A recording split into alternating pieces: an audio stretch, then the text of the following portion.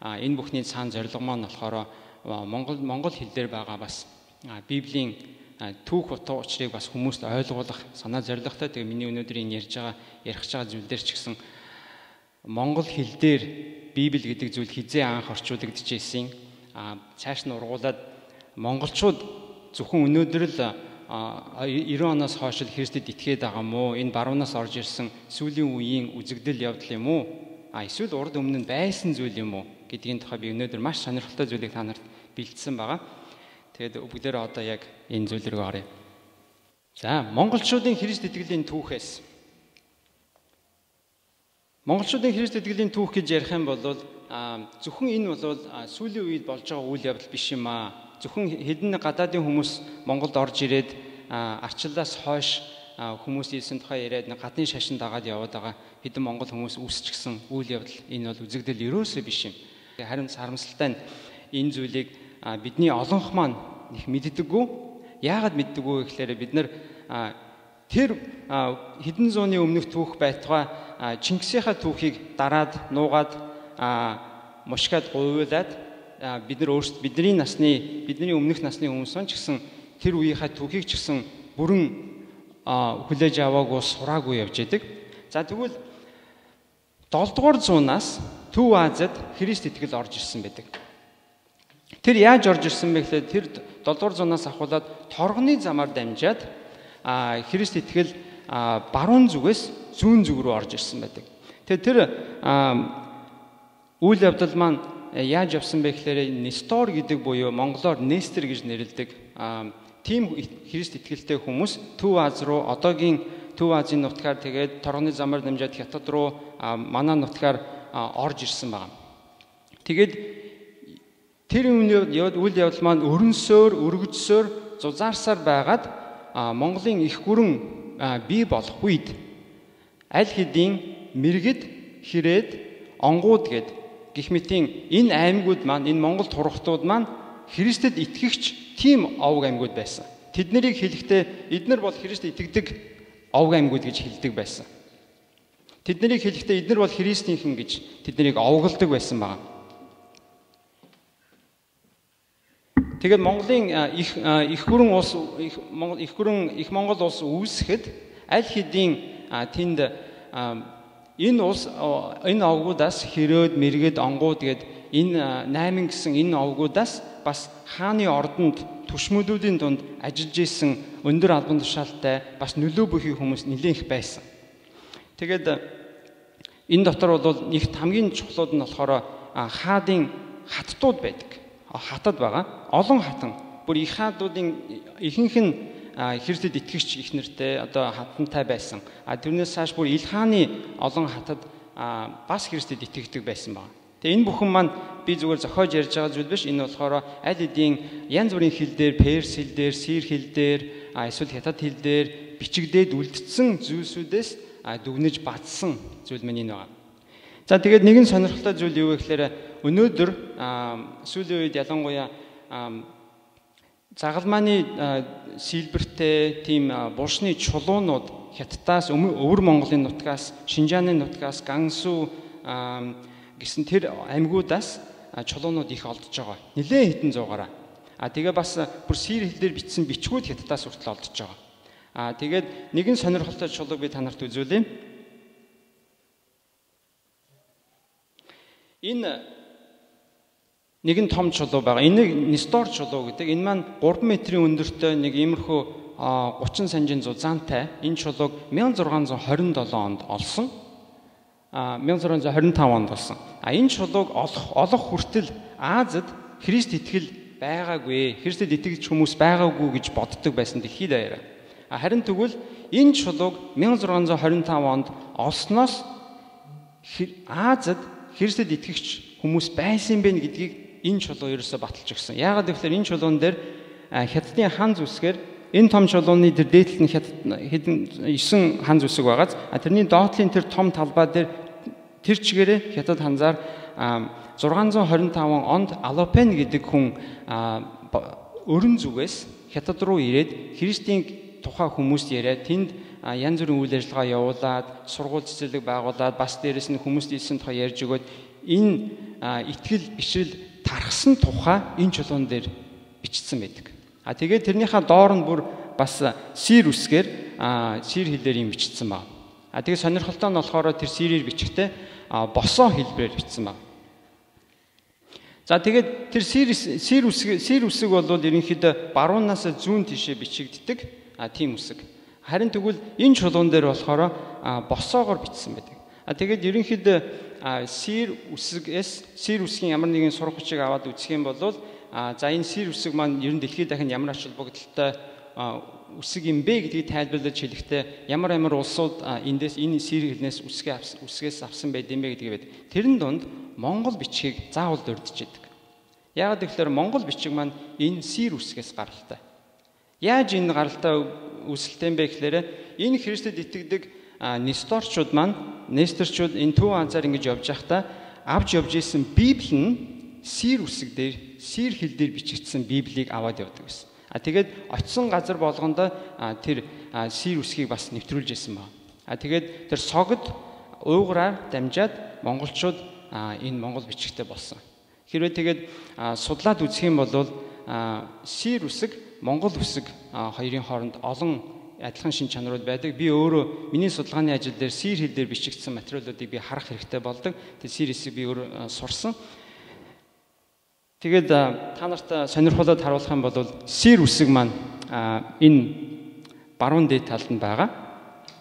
Одоо хэрвээ 90 градус эргүүлээд ингээд харах юм бол монгол бичиг гээд нэг зурсаа харах юм бол монгол бичигтэй их төстэй харагдана.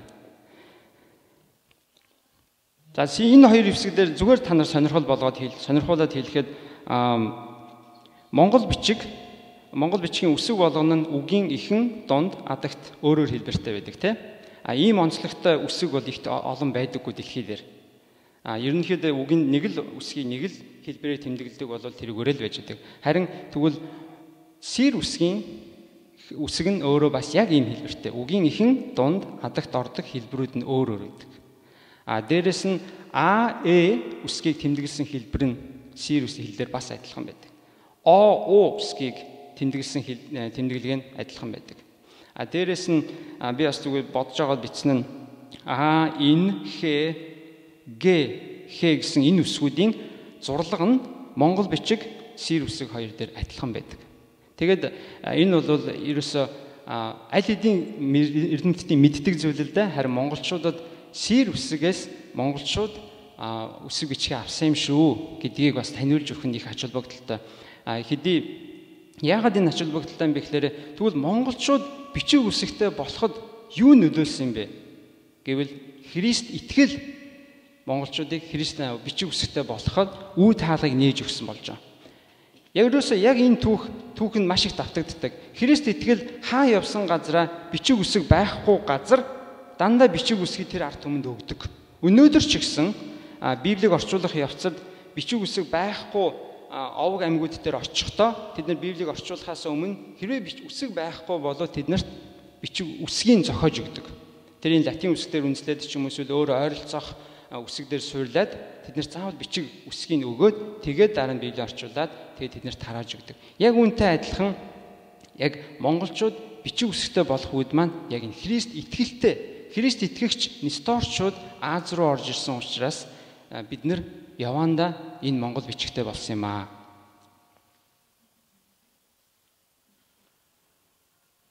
За тэгвэл Монголд өнөөдөр бас би түрүүнд дурдсан те өвөр Монголын нутгаар Персийн нутгаар одоо олдуурууд их байдаг. Тэгвэл Монголын нутгаас олдсон олдуур юу байд юм бэ? Энд Дааган чулуу гэдэг энэ чулуу бол Баян хонгор аймгийн Баян булаг суманд байдаг чулуу. Энэ чулуун дээр байдаг яагаад энэ Христ итгэлтэй холбоотой вэ гэхээр яг тэр Дааган чулууны голд нь байгаа тэр тодруулсан байна. Тэр дээд баруун дээд зүүн дээд болонд загалмайны хэлбэр гарч ирж байгааз тэр яг ингэ загалмай тогтоосон байгаа. Тэгээд энийг Дааган чулуу гэж нэрлэдэг. Тэгээ бүр нэг сонирхолтой нь болохоор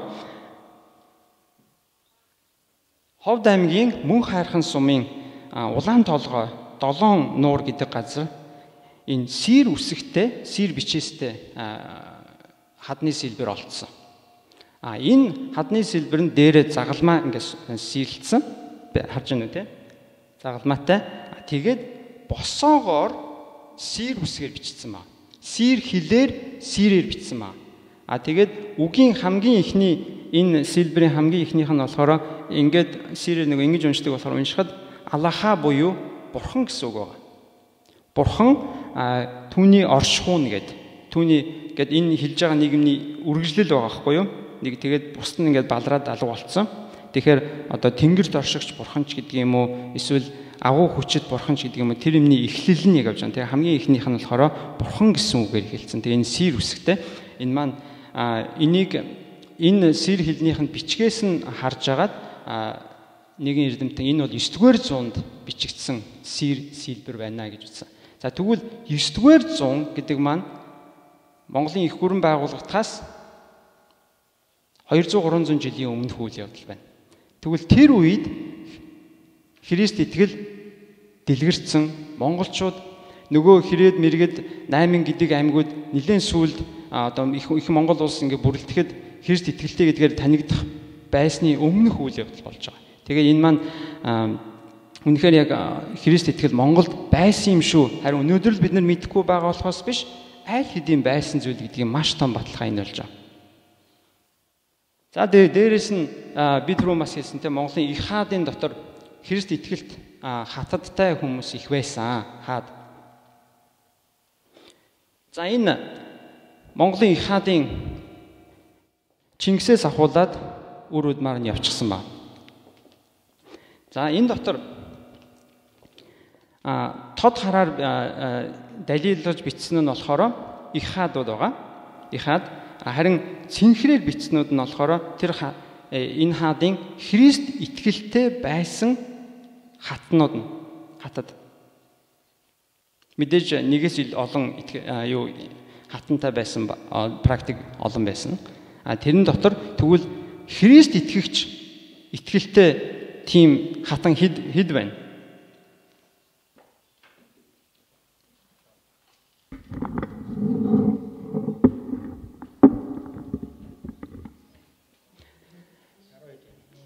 Тэгээд нэг энэ олон их хаадын дотор нэг нь л Христ Христэд итгэгч их нэртэй одоо хатантай байсан гэж ярил нэг хэрэг. Харин тэгвэл 10 хэд гэж тоологдож байгаа тохиолдлыг юу гэж тайлбарлах вэ? Энэ тохиоллын зүйл үү? Эсвэл энэ үнэхээр тэр үедээ бол тийм гайхшаад ахааргүй зүйл байсан гэдгийг тэмдэг үү? Миний тайлбараар бол энэ бол үнэхээр Христ итгэл энэ овг аймагуудын дунд ямар өргөн тархацсан тэр энэ Христ итгэл ямар гүн гүнзгий суйртай байсныг маш том баталгаанд болж байгаа. Тэгээд дээрэс нь энэ Христ итгэгч энэ монголчууд ихнэр хатад маань бас өөрсдийнхөө тэр улс төрийн үйл ажиллагаа, тэгээ гэр бүлийнхаа үйл ажиллагаа, хүүхдүүдийн хүмүүжүүлгээд маш олон талбарт их нөлөөтэй байсан. Тэдний нөлөөг бид нар олон талаас нь харж тайлбарлаж байна.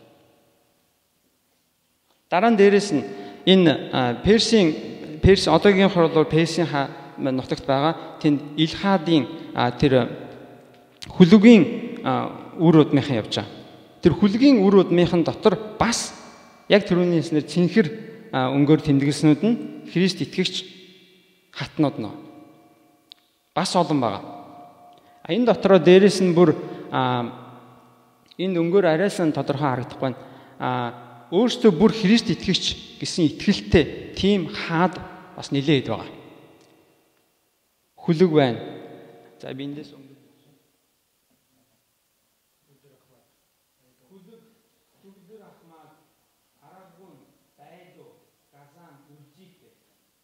бараг талаас илүү нь энэ Илханы удмынхан бол талаас илүү нь нэг бол Христэд итгэгч нарт маш нааштай таалтай ханддаг. Эсвэл өөртөө бүр Христэд итгэгч гэдгээ олонний өмнө хэлсэн, тэрийгэ таниулсан тийм хүмүүс байсан ба.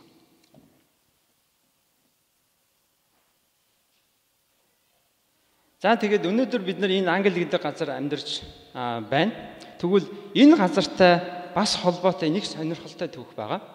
Энэ маань юу вэ гэхээр Саума Марк гэсэн хоёр монгол 1280-ад онд Монголын нутгаас одоо тэр үеийнхаар Монголын нутаг гэдэг маань хувилагийн ордноос тэр хавьяас энэ нутаг руу ирсэн баг. Одоо энэ нутаг яг Англид ирээгүй, гэхдээ энэ Европ руу. Тэгэд энэ түүхийн тухай би танд сонирхолтой зүйлийг хэлж өгье. Энэ хоёр маань Саума, Марк гэдэг энэ хоёр Монголын энэ хоёрын түүх бол ер нь дэлхий дээр бас л судлагдсан, аль хэдийн англи хэлээр судалгааны эрдэмтдийн номнууд нь гарчсан, хэвлэгдсэн 1800 онд хийгдсэн юмуд байдаг. Даанч бид нар бас сайн мэддэггүй. Тэгэд энэ Саума гэдэг хүн нь болохоор 1225 онд Христэд итгэгч гэр бүлээс төрсэн хүн байгаа.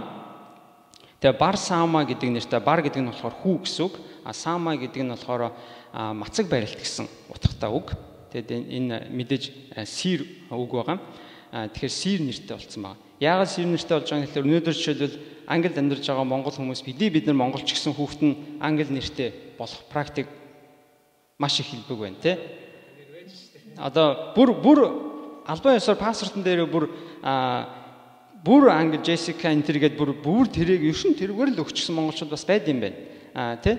Бүр монгол нэр байхгүйгээр шууд англи нэрийг өгөө авчихсан. Тэгвэл тэр газрынхаа нэрийг аваад явж байгаатай адилхан тэгвэл өөрсдийнхөө итгэл бишрэлтэй холбоотой нэрийг авах бол бүр шууд зүйлс. Ялангуяа Христэд итгэж хүмүүс хүүхдүүдтэй Библиэтэй холбоотой нэр өгөх бол маш илбэг. Одоо барууны энэ Давид, Джон гэл энэ нэр нь бүгдээрээ Пол эднэр гэдэг чинь бүгдээрээ л хаанаас гаралтай нэрнүүд? Бүгдээрээ Библиэс гаралтай нэрнүүд. Яагаад тэр ээж аав нь итгэж хүмүүс учраас хүүхдтэй бас Библиэтэй холбоотой нэр өгмөр байсан учраас энэ бүх нэрнүүдийг өгсөн. Тэрнтэй адилхан яг энэ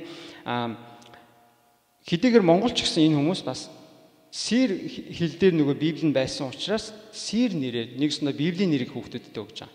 За тэгээд тэр Марк гэдэг хоёр дахь хүн нь болохоор энэ Саума гэдэг хүний шавь байсан байгаа юм л да. Тэгээд 1245 онд төрсэн. Энэ хоёр болохоор одоогийнхоор бол Хятадын Бээжингийн Хориото хот гэдэг байдаг шүү дээ. Тэрний ойролцоох ууланд амьдардаг байсан Христэд итгэгч хүмүүс байна. Энэ хоёрын гарлыг нь болохоор онгууд гаралтай эсвэл уугар гаралтай гэж үздэг энэ хоёр монголыг. За тэгээд энэ хоёрын түүхийн тухай бичсэн сир хэл дээрх их бичиг одоо хуулбар нь бол энэ одоо 1% нь British Museum байдаг. Энэ зураг нь энэ байж байна. Хэрвээ бид нар сонирхоод бүр цаг гаргаад очиод үзье гэвэл манай Монгол өвөг дээдсийн түүхтэй холбоотой юм тэн байна. Бүр 1200 оны юм очиод үзье гэвэл бас байх нэ. За тэгээ энэ хоёр маань яаж энэ баруун руу аялал хийсэн бэ гэдэг сонирхолтой түүх нь болохоор 1260 онд тэр залуу Мархан багшийг Иерусалим руу явъя. Тийшээ аялал хий гэж багшигаа ятгсан баг. Одоо Христэд итгэдэг хүмүүс бас католик хүмүүс, ерөнхийдөө олон хүмүүс Иерусалим руу очие явъя, тэд очиж үзье, Библийн газар нутгийг үзье гэсэн сонирхол маш их байдаг л да. Яг тэрнтэй адилхан Иерусалим руу явъя гэж багшигаа ятгсан баг. Тэгээд ойролцоогоор 1278 онд торгоны замаар дамжаад гарцсан. Энэ торгоны замаар энэ үеэр чинь бол маш их худалдаа, арилжаа, наймаа, янз бүрийн үзэл бодол санаанууд нааш хойш зүүнээс баруун тийш холдож ирсэн явж исэн маш тийм цэцэглэн хөгжиж исэн үе байгаа. Тэрнээс энэс өмнө ч нэмнэлүүд маш их болж исэн. За тэгээд тэр энэ хоёр маань болохоор аянд гарахдаа тэр Хувлаа хаанаас өгсөн мөнгөн пайзыг зүүгээд гарсан ба. Мөнгөн пайзыг хүнд өгдөг байсан бэ гэхлээр энэ хүнийг та аюул осолгүй хамгаалаад өөрийнхөө улс орноор нэвтрүүлээрэ энэ хүнд хэрэгцээтэй юмар хангаж өгөөрэй гэж хаанаас одоо тэр явсан газар болгоных нь хаад ноёд одоо тэнд нь асууж өгж байгаа. Нэгсэндээ хамгаалалт, нэгсэндээ урилга хүсэлт нь байгаа. Одоо орчин үеийнхаар бол энэ бол визл гэсэн үг юм л да. Тэгэхээр энэ Хувлаа хаанаас тийм пайз аваад зүүгээд энэ хоёр тэндээс гарсан ба. Тэгээд тэндээсээ гараад одоогийн Гансу гэдэг маань Хятадын нэг муж зүүн Монголын баруун тишээ байдаг. Гансу мужид байдаг Христэд итгэгч хүмүүсээр дайраад тэндээс явсаар хагаад Мосулд очисон ба. Одоогийн Багдадын хойд тал гэсэн үг. Ираны хойд тал гэсэн үг. Тэндээсээ тэгээд Иерусалим руу явъя гэж бодож исэн. Харин тийшээ явах зам нь дайн дажнаас болоод хаагдсан. За тэгээд Багдадтай одоогийн Багдадтай тэр Мосулда нэлийн удсан байна. За тэгээд удажчих тэр үедээ энэ маань яг тэр хам маань бас л нөгөө Монголын Илхааны захирч байсан нутаг шүү дээ. Одоо монголчууд тэр газрыг захирж байгаа гэсэн. Хаад ноёд нь монголчууд байж байна. Тэр хүмүүс энэ Хувлаа хааны буюу их хааны нутгаас ирсэн энэ хоёр монголыг бид нар буцаагаад их хаан руу явуулахдаа өөрсдийнхөө илч болгоод явуулчээ гэсэн санаа төрөөд тэгээд тэр хоёрыг Христ итгэгчдийн хүмүүс итгэлийнхэн дагуу нэг нь тэр хятадын бүсийг хятад байсан тэр хавийн бүсийг захирсан тэргүүн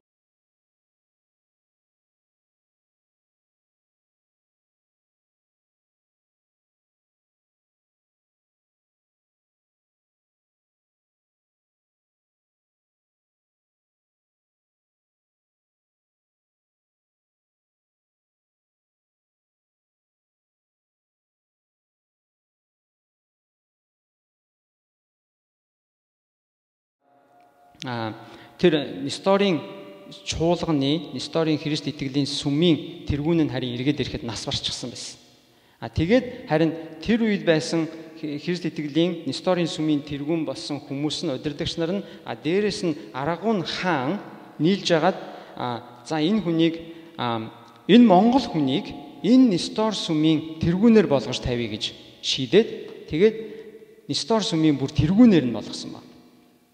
Тэгвэл энэ маань юу вэ гэхээр 7 дугаар зуунд Төв Аз руу орж ирсэн энэ Христ итгэл маань 13 дугаар зуунд монгол хүнээр тэргүүнээ тавилсан түүхтэй байна.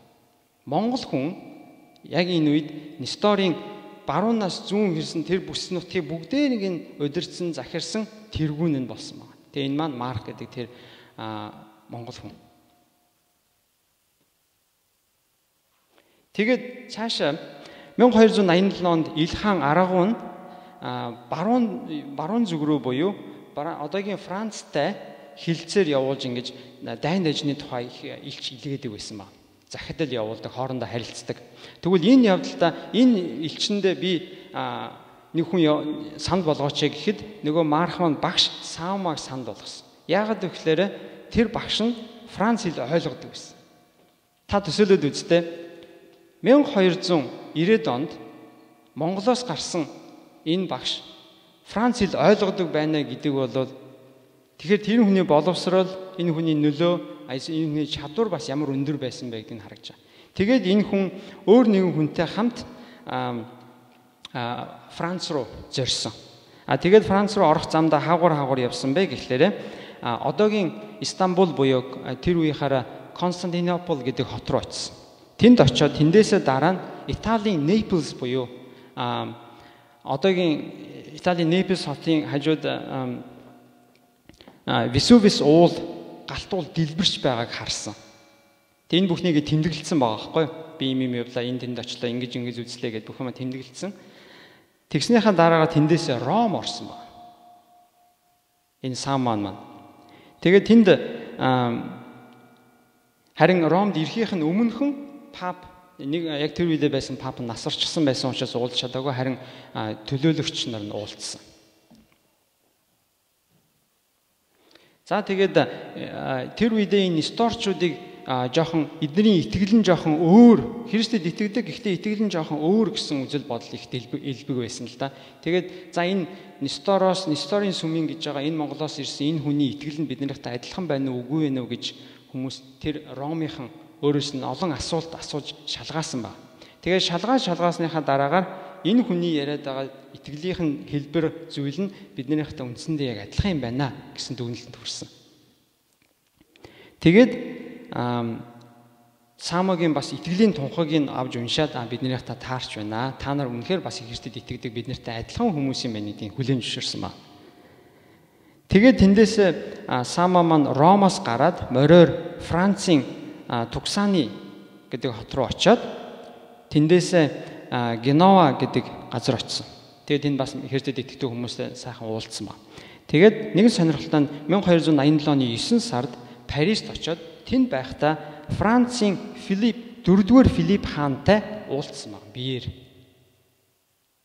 Энэ хүн яаж Францын хаантай уулзаж чадсан бэ гэхээр Арагун хаан мэдээж энэ хүнийг илчээ болгож явуулсан шүү дээ, тий. Загтал, бэлэгсэл, янз янзын юмнуудаа өгөөд ингээд явуулж байгаа. Тэгээд энэ хүн тэнд Францын хаантай Парист уулзсан. 4-р Филипп гэдэг хаантай. Энэ үл тэр хааных нь амьдарч ирсэн цаг хугацаанд тэнд байна. 1268-аас 1314 гэдэг.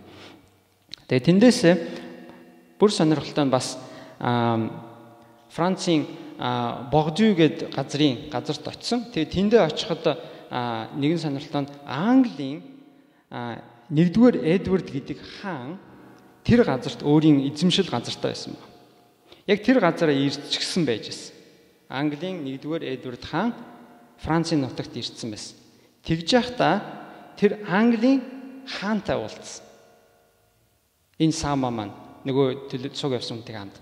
Тэгээд цуг явахдаа бүр Христэд итгэдэг хүмүүсийн нэг хийдэг одоо ёслол гэж хэлэх юм да. Христийн үхэл биеийг цусыг төлөөсөн талах дарс гэдэг зүйл одоо зарим кинон дээрээс та нар үзэж байгаа талах өгөөд ингээд дарсуудаг тийм ёслол байдаг. Тэр ёслолыг хэн хийдэг вэ гэхээр үндсэндээ удирдагч хүмүүс л хийдэг. Тийм хэн болгоно хийгээд байдаггүй. Энэ бол бас утга учиртай, гүнзгий утга учиртай ач холбогдолтой зүйл учраас зөвхөн удирдагч нараар л хийлгүүлдэг. Тэр ёслолыг хийсэн байна. Тэгээ хаантай 1-р Эдвард хаантай хийгээд тэгээд энэ Английн хаан маань үнэхээр сэтгэл хангалуун ботсон байгаа. Маш баяр хөөртэй. Би Монгол хүнтэй уулзлаа, бас Христэд итгэгч Монгол хүнтэй уулзлаа гэд их баярлсан байна. Тэгээд одоо энэ хүний 1288 онд Францаас одоо ингээд буцаж байгаа. Буцаад явахдаа одоо эргээд дахиад Ромоор дайраад одоо Ромоор эргээд ирсэн чинь шинэ пап томилогдсон байсан. Тэгээд тэр шинэ паптай уулзаад буцсан. Тэгээд Сама бас яг тэр хүнтэй хамт талхтаар суух ёслолыг үйлдээд тэд нартэй итгэл нэг гэдгээ тунхаглаад харуулад ойлгуулсан ба. За тэгээд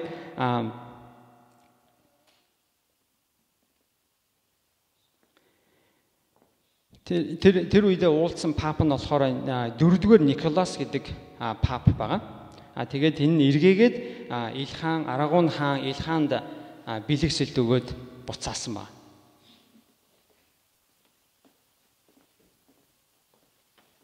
За тэгээд энэ Сама гэдэг хүний аялал маань тэгээд эргэж буцаад дуусж байгаа. Харин нөгөө Марх гэдэг нөгөө залуухан нь Нестор сүмийн тэргүүн болоод Багдадын хавцаа үлдсэн шүү дээ. Тэр хүн маань тэндээ 36 жил тэндээ байсан. Тэнд байхдаа Нестор сүмийг тэргүүлсэн, удирдсан хിവэрэ байсан. Харин тэрнээс хойш үйл явдал юу болсон бэ гэхээр Илханы хаад лалын шашныг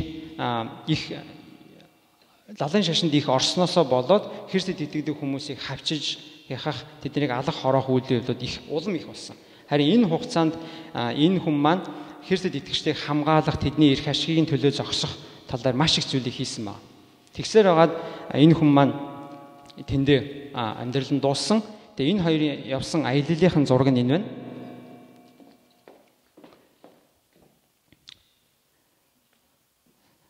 Тэр үеийнхээ хан болог буюу одоо Бээжингийн нутгаас гараад Хувилагийн ордноос гэсэн үг шүү дээ. Гараад торгоны замаараа явсаар хагаад ойрхон дорндор ороод тэгээд бүр явсаар хагаад баруун тишгээ Франц ороод Парис ороод тэгээд буцсан хоёр монгол хүн 1280 онд ийм үйл явдал болжээ. Тэг үнэхээр энэ бол маш сонирхолтой. Нөгөө талаасаа бас Христэд итгэгч хүмүүс тэр үед ямар их илбэг байсан. Энэ бол тэдний бас нөлөө, хүч, мэдлэг, боловсрал бас ямар өндөр хэмжээнд байсан юм бэ гэдгийг бас айгүй том баталгаа болж байгаа. За энэ дараагийнх нь болохоор энэ зураг бол Арагун хааны тэр 4-р Филипп гэдэг хаанд өгсөн захиа нь энэ байна. Нөгөө Сама гэдэг багшаар нь өгүүлээд элч болгоод Франц руу явуулсан шүү дээ. Тэр захиа нь өнөөдөр энэ Францад хадгалагдаж байдаг. Парисын музейд байдаг. Тэгээ энэ захиа нь энэ байна. За тэгээ түрүүн би бас дурдаад өнгөрсөн монгол хэл дээрх Библийн орчуулгын түүх хизээ эхэлсэн юм бэ? За тэгвэл Христ итгэл нь бүр 7 дугаар зууны үеэс ахуултай байд юм байна. Христ итгэл монголчууд Христэд итгэжсэн юм байна. Бүр буддизм Монголд орж ирэхээс өмнө 1500 онд буддизм орж ирэхээс өмнө тэднээс хэдэн зуун жилийн өмнө байсан юм байна. Тэгвэл тэдний хувьд тэгвэл Библиэ яаж ямар хэлээр уншдаг байсан болоо гэдэг сонирхолтой асуудал гарч иж байгаа. Тэгээд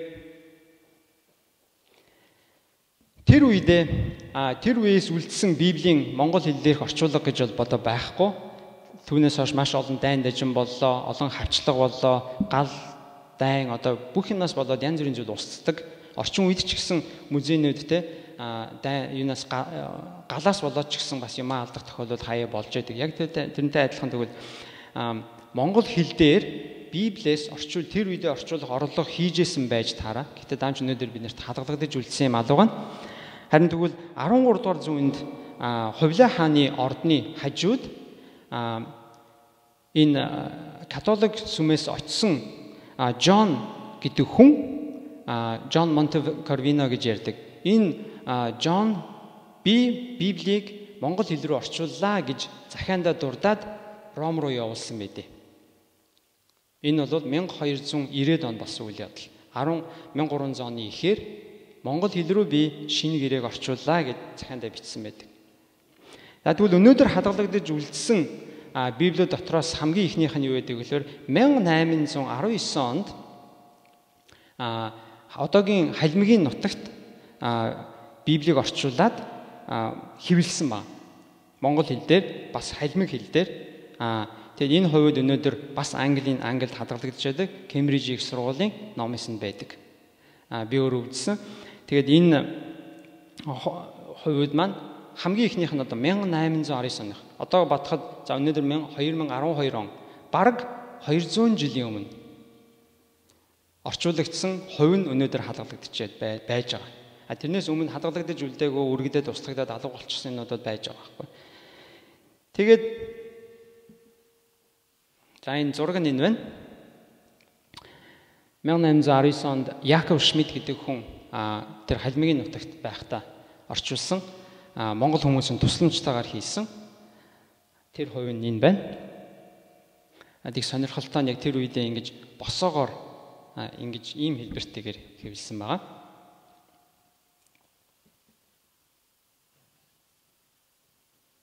За тэгээд 1819 оны энэ орчуулгаас гадна 1840 онд одоогийн Бурятийн Селенгинск гэдэг хотын ойролцоо Англиас очсон бас энэ газартай холбоотой түүх Англиас очсон Христэд итгэгч хүмүүс тэн дээр сууршаад амьдраад гэр бүлээрээ амьдарч байхдаа Библийг монгол хэл рүү орчуулад хэвлсэн байдаг. Энэ маань болохоор монгол хэл дээрх Библийн хамгийн анхны бүтэн орчуулга. Хуучин гэрээ, шинэ гэрээ нийлээ 66 номнуудыг нийлүүлээд ингээд явсаар агаад орчуулсан хамгийн анхны одоо бүтэн Библи маань тэгж гарч ирсэн 1840 он болсон үйл явдал. Үүний хувьд нь бол нэлийн хэд байдаг. Бас дэлхийн хэд хэдэн номын сангуудаар хадгалагдж байдаг. За тэгээд тэр 1840 оны орчуулгаас хойш хэд хэдэн удаа засаж, янзалж гаргасан байдаг. За 1840 оны Библи маань энэ байна. Дээдлийнх нь болохоор хуучин гэрээ нэлээ нэг зузаанаараа нэг юм байгаа. Шинэ гэрээ нь болохоор нэг арай нэмхэн. Хуучин гэрээ нь арай эхлээд гарсан 1833 онд хавцаа гараад шинэ гэрээ 1840 онд хэвлэгдсэн. Зарим нь Лондонд хэвлэгдсэн байдаг. Тэгээд мэдээж энэ маань бол тухайн үеийнхээ одоо их нэлээд тийм өндөр одоо стандарттай урайд жоохон талын үг хэллэгтэй маягаар бичигдсэн гэдэг. Ерөнхийдөө утга зохиолын хувьд бол хэлний одоо найруулгын хувьд бол их сайн гарсан гэж үздэг юм. Энэ 1840 оны Библийг. Тэгээд 1840 оноос хойш хэд хэдэн удаа зарим тухайн үедээ тэр Монгол Библийг улам ойлгомжтой болгоё гэсэн орлогын үүднээс хэд хэдэн удаа засварлаж гаргасан. Тэгээ хамгийн чухал нь болохоор 1952 онд Хонконгод 4 гадаад 4 Монгол нийлээд 1952 онд шүү дээ. Хонконгод гаргасан. Тэр Библи нь болохоор тэр баруун дээд хэсэгт байна.